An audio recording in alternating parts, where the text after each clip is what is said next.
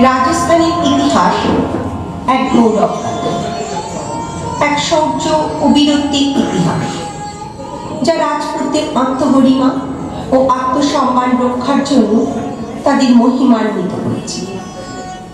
সেই ইতিহাসে রাজপুত নারীরা তাদের আত্মসম্ভ্রম ও মর্যাদা রক্ষায় পিছিয়ে ছিলেন না। রবীন্দ্রনাথ তার কথা কাব্যগ্রন্থের পরিখেলা কবিতায় রাজপুত নারীদের বীরত্ব ও বুদ্ধিমত্তার সেই কাহিনী ব্যক্ত করেছে। যে নারীর বুদ্ধিমত্তা ও সাহসের জন্য পাঠানরাজ কিশোর খাঁর নিকট পরাজিত রাজপুত রাজা ভুনা তার হৃত রাজ্য ফিরে পান, তিনি আর কেউ নন, তিনি ভুনাগের মহিষী কেতুনপুরের রানী। হরিখেলায় তার বুদ্ধিমত্তার কথাই বর্ণিত হয়েছে। হরিখেলা বসন্তের এক রঙিন উৎসব। রাজপুত রমণীর কাছে সেই আবির গুলালের রঙে মাতোয়ারা হওয়ার উৎসব যেন ঋতুরাজ বসন্তকে উদযাপন। কাহিনীর শুরু তেমনই এক হরিখেলার উদযাপনের দিন, যেখানে কেতুনপুরের রানী বসন্ত উৎসব পালন করছেন প্রিয় সখীর সাহচর্যে।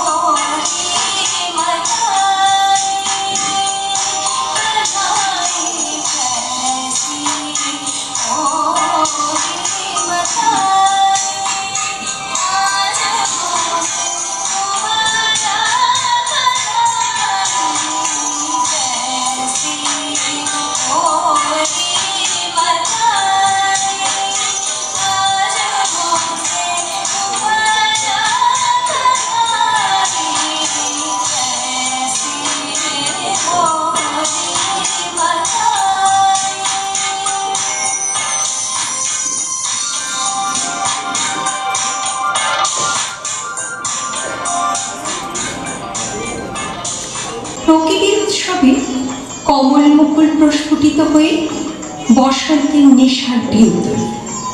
আমন্ত্রণ চলে মধুকরের পরশে। মন ভুলানোর এই ঋতু উৎসব তাই রঙে রসে মাতোয়ারা।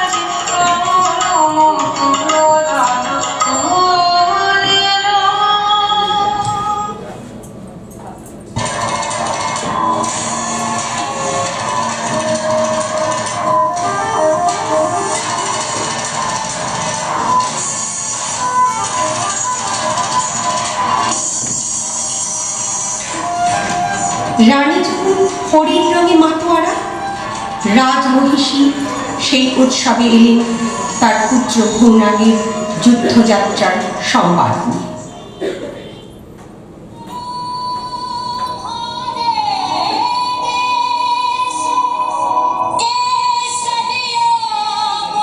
যুদ্ধ রাজপুত রমণীর জীবন সংগ্রামে আষ্টে পৃষ্ঠে বাঁধা। পুরুষকে সেই যুদ্ধে জয়ের তিলকে সজ্জিত করে বিদায় দেওয়া তাদের কাছে বেদনা। তবু প্রতীক্ষায় থাকা রমণী তার প্রিয় পুরুষের যুদ্ধ জয়ের প্রার্থনায় নিজের সাহস সঞ্চয় করে।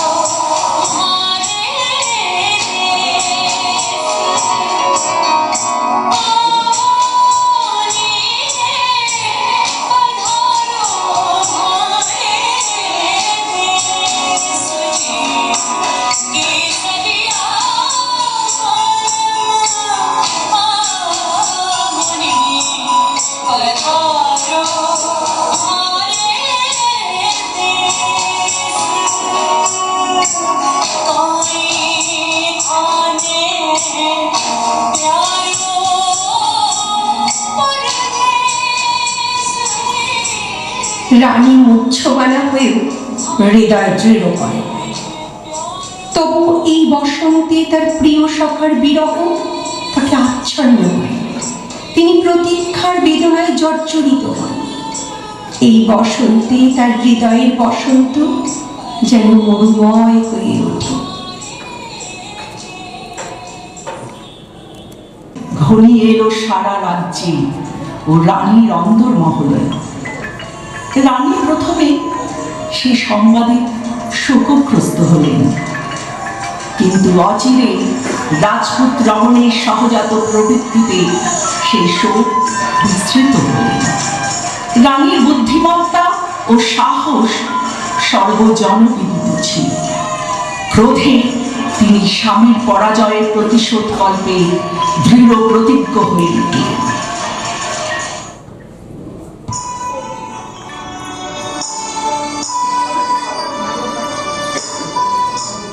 রাজমহিষীও তার পুত্রের এই পরাজয়ের শোক ভুলে রানীকে উদ্বুদ্ধ করলেন, তাকে পুত্রের স্থলে অভিষিক্ত করলেন ও রানীর হাতে তুলে দিলেন অস্ত্র। রানী সেই অস্ত্র হাতে অনুভব করলেন পাঠান রাজের সাথে সম্মুখ সমরে যুদ্ধ জয় কিছুতেই সম্ভব নয়। স্বামী আজ তার পাশে, তবুও তিনি মনোবল হারালেন না। কেশর খাঁকে পরাস্ত করার জন্য রানী এক আশ্চর্য কৌশল অবলম্বন করলেন। যে হরি খেলা যুদ্ধের জন্য তিনি অসমাপ্ত রেখেছিলেন, সেই হরি খেলা পুনরায় খেলার জন্য তিনি আমন্ত্রণ জানালেন কেশর খাঁকে।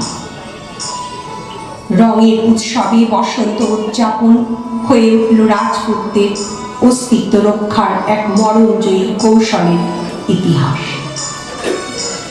সেই ইতিহাসে সাক্ষী ছিল সেই বসন্ত, যার রঙের আড়ালে গড়ে তোলা হলো যুদ্ধ জয়ের প্রস্তুতি।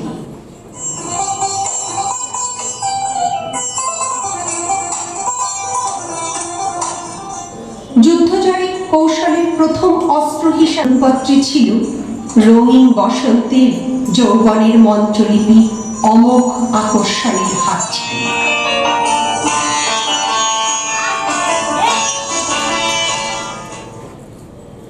লড়াই করে আশ মিটেছে মিয়া, বসন্ত যায় চোখের উপর দিয়া। এসো তোমার পাঠান সৈন্য নিয়া, হোলি খেলবো আমরা রাজপুতানি। সখীদের সাথে কোটা শহর পরিত্যাগ করে রানী কেতুনপুরে উপস্থিত হলেন জীবন যুদ্ধের হরির রঙে মাততে। জয়ের নেশায় উন্মত্ত, বিজয় উৎসবের আনন্দে মাতোয়ারা। রানীর আমন্ত্রণ পত্র তাঁর কাছে আনন্দের এক বাড়তি পাওনা। নারী সঙ্গ পিপাসু কেশরথা সানন্দে সেই আমন্ত্রণ পত্র গ্রহণ করল। কারণ লোভে উন্মত্ত পাঠানের সামনে তখন শুধুই পরাজিত রাজা রানীকে লাভ করার প্রবল আকর্ষণ। মোহান্ধ কেশর খান নিষ্ঠুর পুরো মুখে হাসির ফোয়ারা, হরির রঙে মাতাল হয়ে রানীকে লাভ করার উদ্দেশ্যে তার সাজসজ্জার বাহারের শেষ নেই। মনের সুখে গোফে দিল চারা, রঙিন দেখে পাগড়ি পড়ে মাথে। সুরমা কি দিল আখির পাতে, গন্ধ ভরা রুমাল নিল হাতে। সহস্রবার দাড়ি দিল ঝাড়া, পাঠান সাথে হরি খেলবে রানী। কেশর হাসি গোফে দিল চারা। হরি খেলার এই সাজে বসন্তের দক্ষিণ হাওয়ায় বাজে মাতাল বাঁশির সুর, আর সেই সুরে সাড়া দেয় বসন্ত। কেতনপুরের উপবনে তখন বসন্ত তার নব সাজে সেই হরি খেলা মাতাতে। ফাগুন মাসে দক্ষিণ হতে হাওয়া বকুল বনে মাতাল হয়ে এলো। বল ধরেছে আম্র বনে বনে, ভ্রমরগুলো কি কার কথা শোনে। গুনগুনিয়ে আপন মনে মনে ঘুরে ঘুরে বেড়ায় এলো মেলো। কেতুনপুরে দলে দলে আজি পাঠান সেনা হরি খেলতে এলো।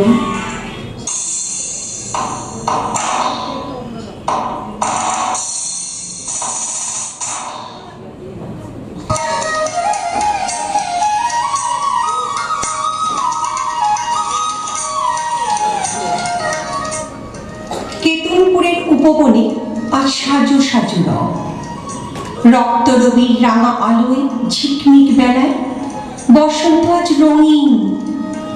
বাঁশিতে বেজে ওঠে মুলতানি তান।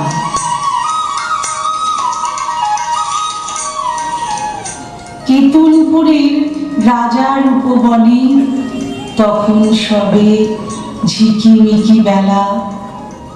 পাঠানেরা দাঁড়ায় বনে আসি, মুলতানিতে টান ধরেছে বাঁশি। এলো তখন 100 রানীর দাসী রাজপুতানি করতে হরি খেলা। রবি তখন রক্ত রাগে রাঙা, সবে তখন ঝিকিমিকি বেলা।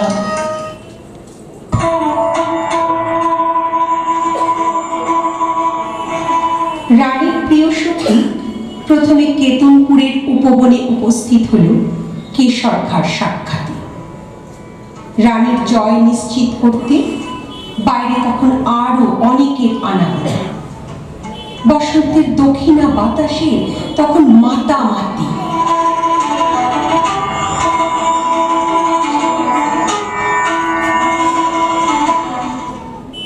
পায়ে পায়ে ঘাগরা ওঠে দুলে, ওড়না ওড়ে দক্ষিণে বাতাসে। ডাহিন হাতে বহে ফাগের থালি, নিবিবন্ধে ঝুলিছে পিচকারি। বাম হস্তে গোলাপ ভরা ঝাড়ি, সারি সারি রাজপুতানি আসে। পায়ে পায়ে ঘাগরা ওঠে দুলে, ওড়না ওড়ে দক্ষিণে বাতাসে।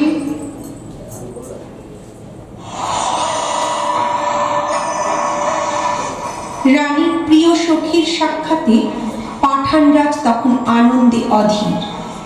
নারী রিকশার ঘোরে কেশরখার রঙ্গ রসিকতায় প্রিয় সখীর সঙ্গ লাভের আনন্দে মাত।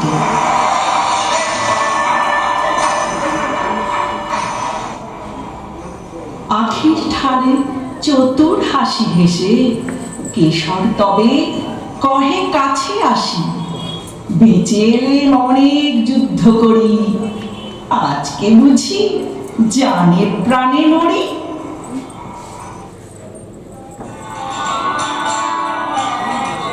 রানীর প্রিয় সখী প্রবলভা হয়ে হেসে উঠল। সঙ্গে অট্টহাসির ফোয়ারায় যোগ দিল বাইরের মুখে ওড়না ঢাকা সহচরীরা। পাঠানরাজ রাঙা পাগড়ি হেলিয়ে রঙ্গ ভরে সেলাম করে রসিকতায়।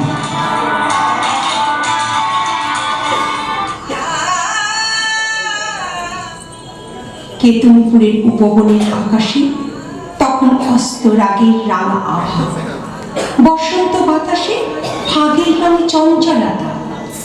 কিন্তু সেই চঞ্চলতায় রঙিন বসন্ত নিয়ে এলো এক সকরুণ সঙ্গীত ধ্বনি।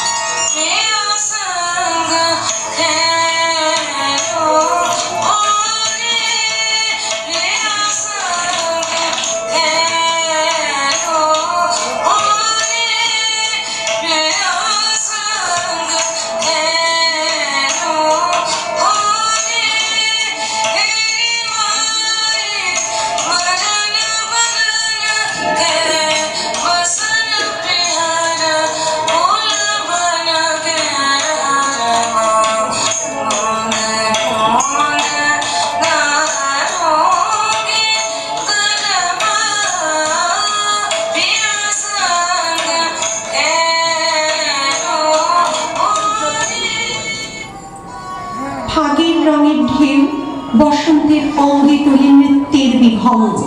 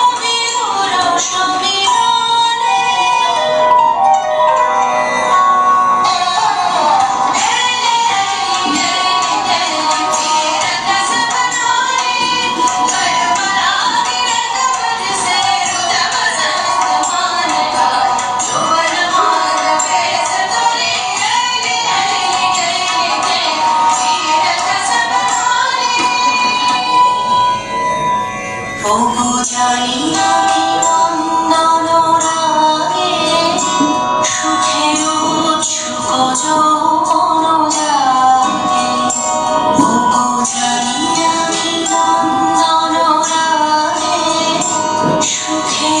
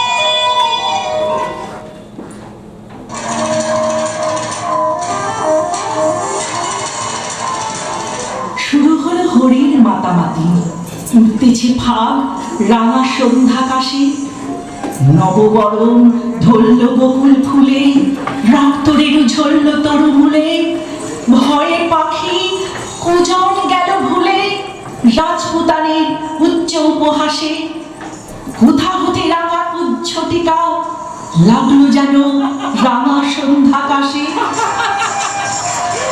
ঝরা বকুলের রক্তরাঙা আভায় পাখির কুজন থেমে গেল, যেন এক রক্তরাঙা কুজ্ঝটিকা চারিদিকে ছিঁড়ে গেল। কোথায় যেন ছন্দপতনের সুর, চারিদিকে রঙের সমারোহ, কিন্তু সেই বসন্ত এক অন্য বসন্ত। প্রলুব্ধ কেশর খাঁ নারী সঙ্গ লাভের পিপাসা যেন ঠিক মিটল না। বসন্তের সেই নেশায় ছিল না কোনো মাদকতা।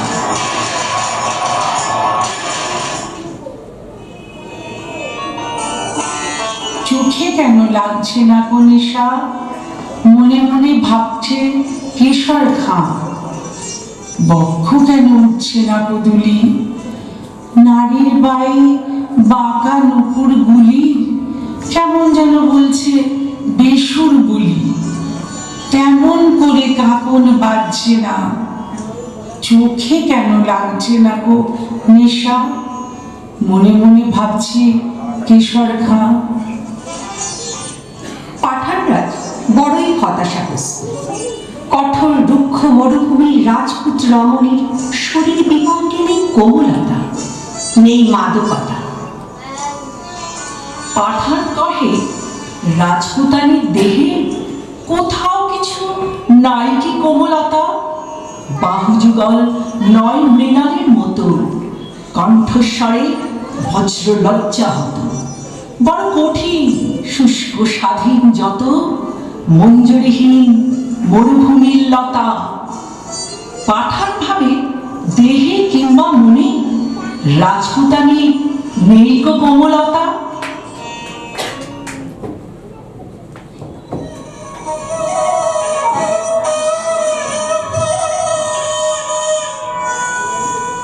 এমন সময় বাঁশি বেজে উঠল, আকাশে বাতাসে ইমন ভূপালের সুর। সেই সুরে চারিদিকে সাজো সাজো রং, যেন এক মায়াময় নেশার ইশারায় প্রকৃতি আন্দোলিত।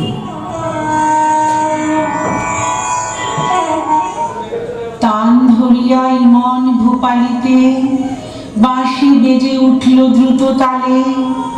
কুণ্ডলেতে দোলে মুক্ত মালা, কঠিন হাতে মোটা সোনার বালা। দাসীর হাতে দিয়ে ফাগের থালা, রানী বনে এলেন হেনকালে। তান ধরিয়া ইমন ভূপালিতে বাঁশি তখন বাজছে দ্রুত তালে।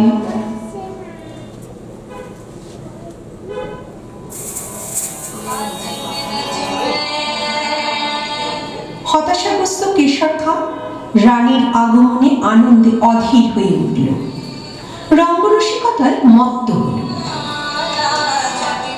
কেশর কহে, তোমারই পথ চেয়ে দুটি চক্ষু করেছি প্রায় কানা।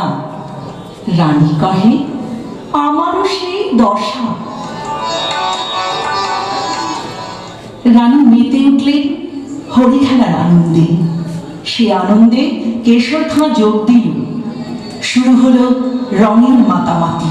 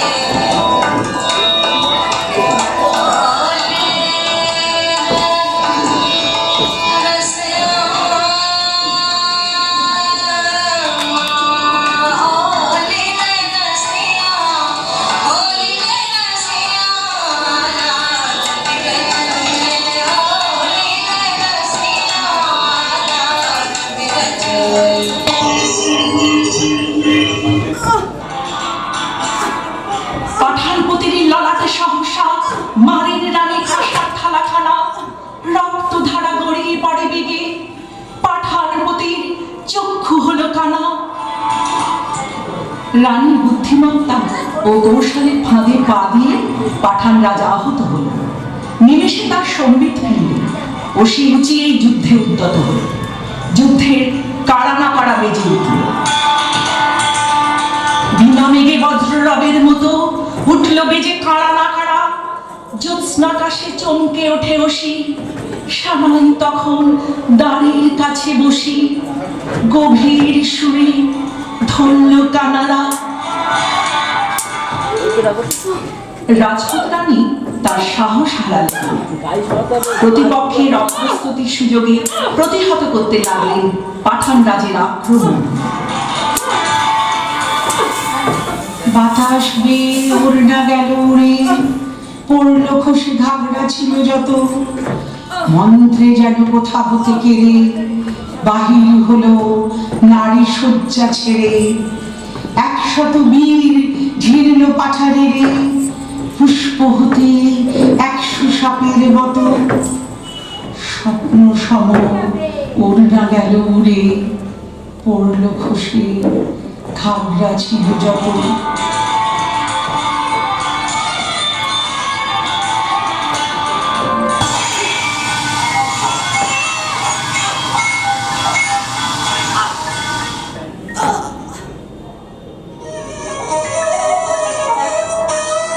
রানী কেতুনপুরের উপবনে তার প্রিয় সখার পরাজয়ের প্রতিশোধ নিতে খেললেন রক্তরাঙা হরি। ফাগুন রাতে বকুল বাগানে পাঠান রাজের খেলা সাঙ্গ হল রাজপুত রানীর কাছে।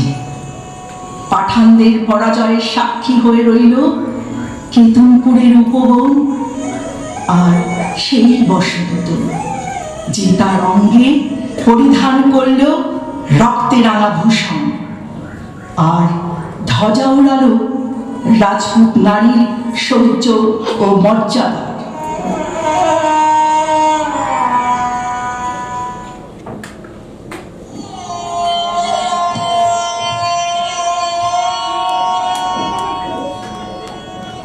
যে পথ দিয়ে পাঠান এসেছিল সে পথ দিয়ে ফিরল না কো তারা। ফাগুন রাতে কুঞ্জ বিতানে মত্ত কোকিল বিরাম না জানে।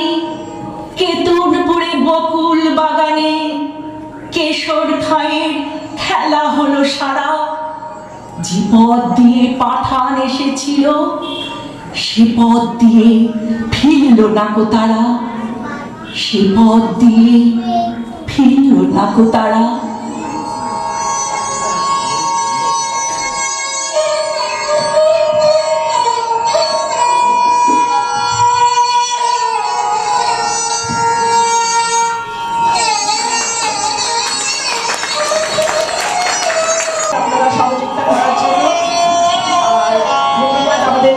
অংশগ্রহণকারীদের, তারা যেভাবে আপনাদের পরিবেশন করেছে আপনারা নিজেরা বুঝবেন কেমন করেছে, সেটা আর বলার কথা না। আসুন বলার দিয়ে আসুন, শ্যামলীতে আসুন।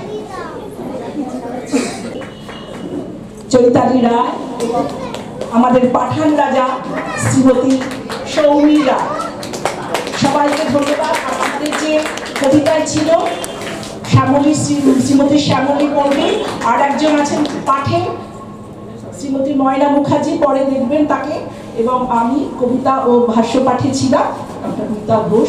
অনেক ধন্যবাদ আপনাকে। এক কথায় অপূর্ব। আর মিতা বলেছিল কেউ কথা বলবে না, সত্যি কথা বলার কোনো সুযোগ নেই, এত সুন্দর প্রেজেন্টেশন। ধন্যবাদ মিতা, এই প্রচেষ্টা শ্যামলীদি এবং আর যারা এখানে অভিনয় করেছেন প্রত্যেকে IMA প্রেসিডেন্ট তরফ থেকে ধন্যবাদ জানাচ্ছি। আজকের প্রেজেন্টেশন সত্যি অপূর্ব, প্রত্যেকে মুগ্ধ হয়েছে তোমাদের থেকে। ধন্যবাদ।